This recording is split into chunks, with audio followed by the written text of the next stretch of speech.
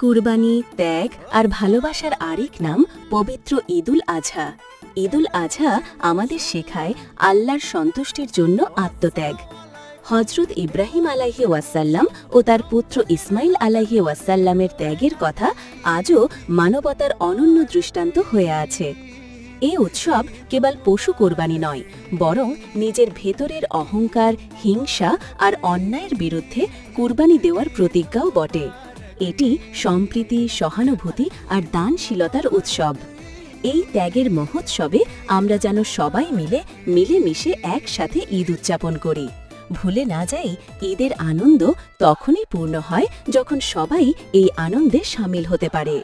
দৈনিক শব্দ মিছিলের পক্ষ থেকে দেশ বিদেশে থাকা সকল মুসলমান ভাই বোনকে জানাই পবিত্র ঈদুল আজহার অসংখ্য শুভেচ্ছা ও অভিনন্দন।